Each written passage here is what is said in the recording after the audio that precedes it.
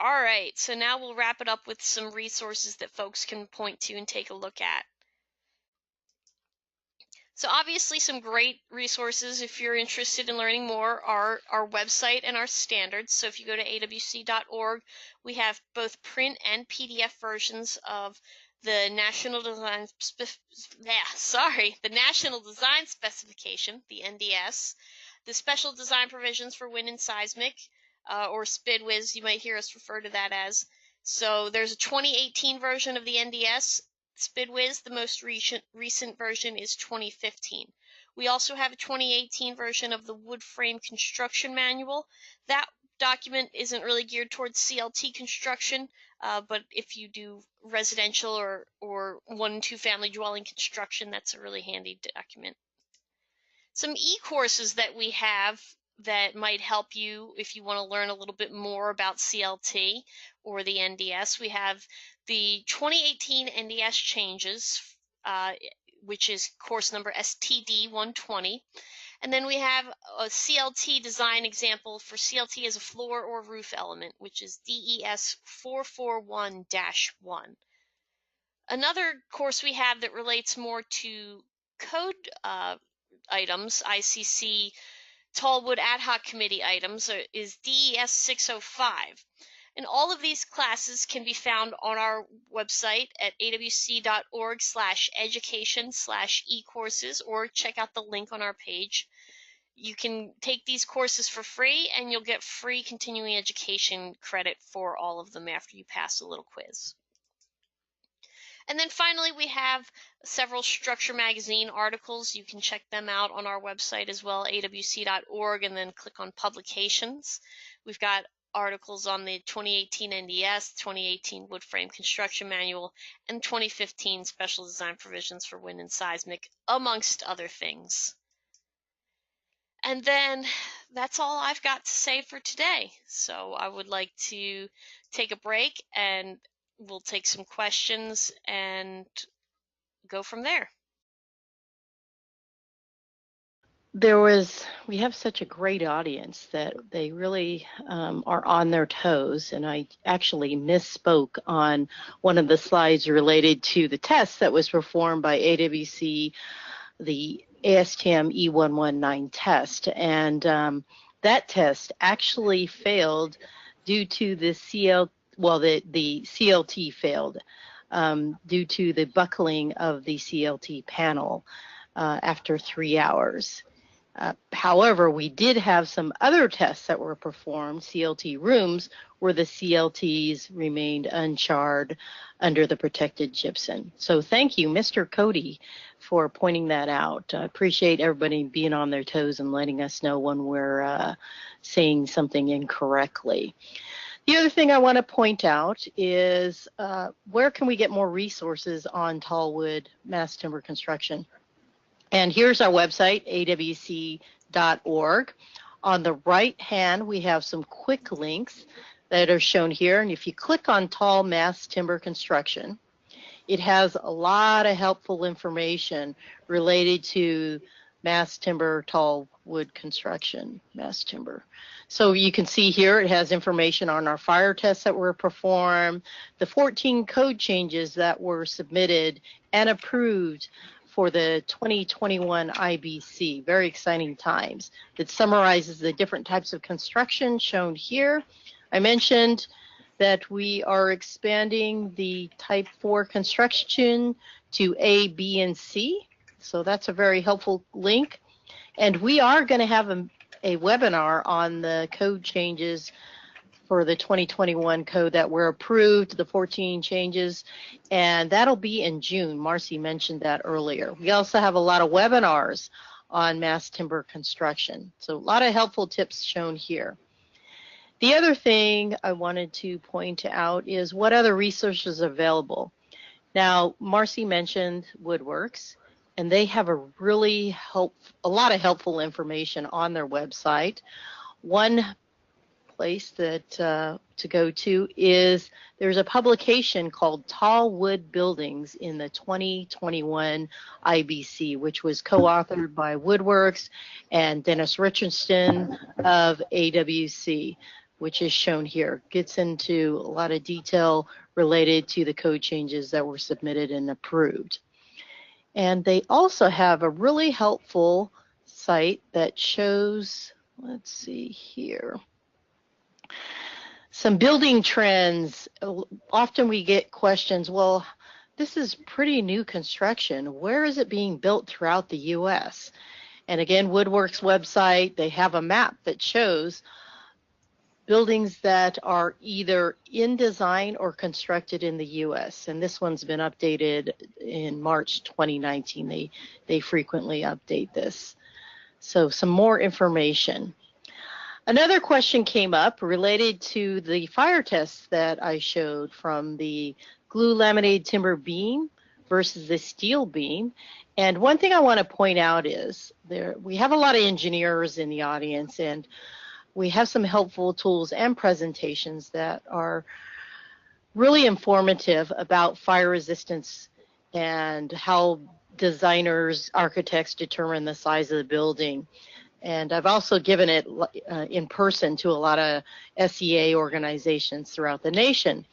But when you think about it, when we're determining the type of construction, how involved do structural engineers get in determining the type of construction? And when I ask an audience, very few raise their hand. And so the presentation that we have will help engineers be part of that conversation. So related back to the test, what we see is these are the types of construction, and this table is used for the minimum fire resistance requirements that's required based on type of construction and the structure, protecting the structure. So we have here a type 2B construction that's unprotected. So that would be similar to a steel structure that's not protected, and then compare it to a heavy timber construction. So one could make an analogy that that's what we were comparing, type 2B construction, no protection on that steel beam, versus type 4 construction. And another thing to consider is when you look at the amount of square footage that is allowed, let me go over here. Go to chapter 5, where we look at the type of the sizes of the building. That's height. And again, this is chapter 5. And then we have square footage, minimum square footage, and these are the occupancies here.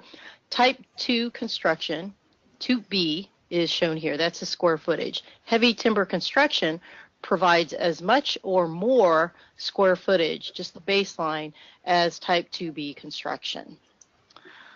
Okay, let's see if we have any other additional questions from Buddy. Do you want to ask your questions for specifically? Yeah, thanks, Michelle. And Lori, good job. We did have a few other questions come in. Lori, a couple for you. One was about floor openings in CLT. Are there any limits on that? Do those need to be supported? What are you thinking? All right. Floor openings. Like stair openings, that type of thing. Or even window and door openings. Yeah, in the CLT. So typically so in terms of production, they are going to be cut open. You would have those openings pre-cut at the manufacturing facility. In terms of supports, I do believe, Buddy, I think you could probably correct me if there's some provisions for CLT headers as well. So that is something you could design, but oftentimes the openings would be wouldn't have to be supported, unless the panels were typically thinner. But oftentimes you can design it without additional supports, I think.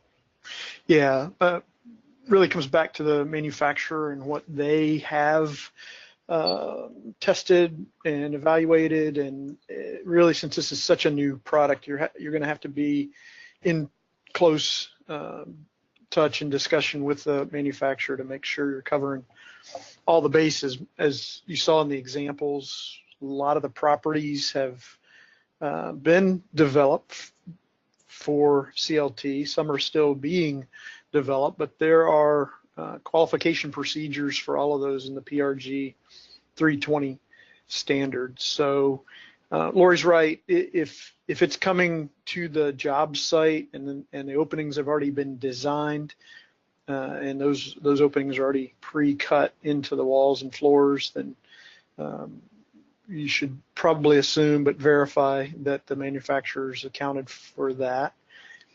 But if they're making site corrections or site, cuts on the product, modifications, thank you for that word, then you really need to touch base with the manufacturer to make sure that those are adequate. Lori, there was also a question about, in the example, about lamination thicknesses. Where did that come from? What are the different options there?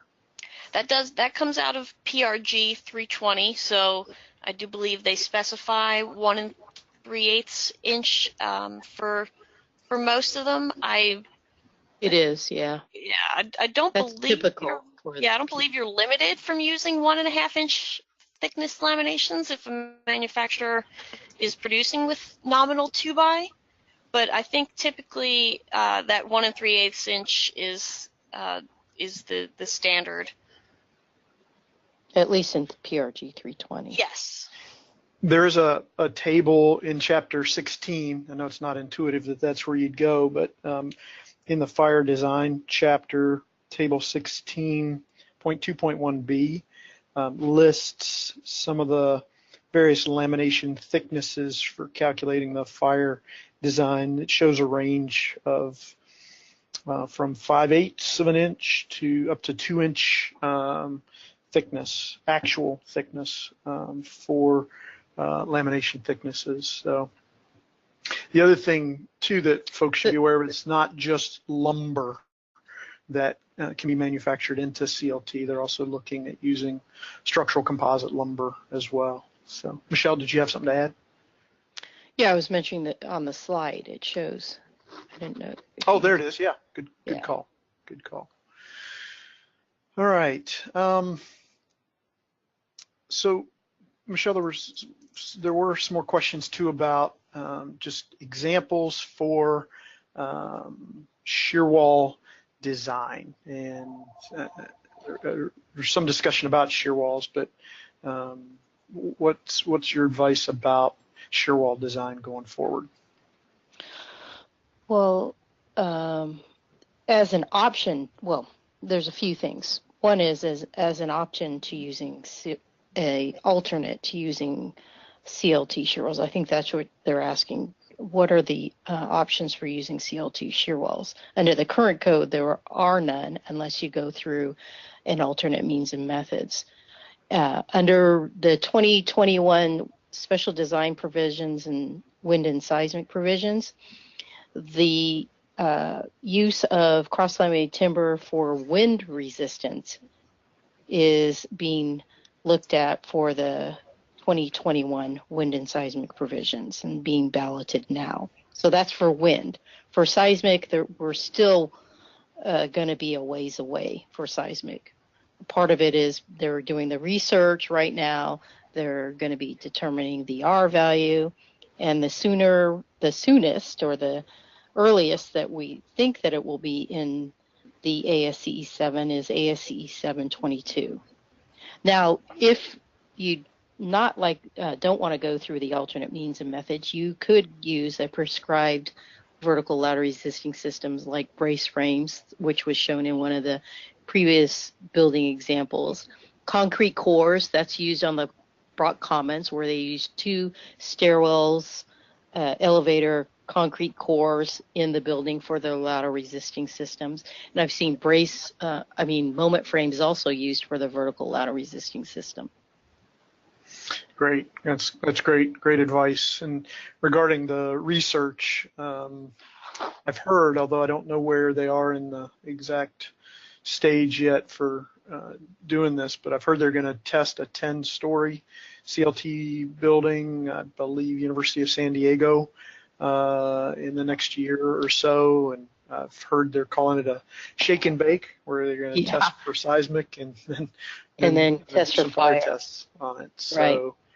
A lot of research going on out there, a lot still being developed, but again, as Marcy mentioned, Woodworks is a good option for folks who are getting into these projects because they do provide free project support. So we'd encourage you to reach out to your local Woodworks rep if you're getting into a project, and they can help you navigate some of these resources as well. Either of you have anything to add? We're at the bottom of the hour, so if not, we'll wrap up and thank everyone for being here and hope to see you again next month. Thanks, everybody.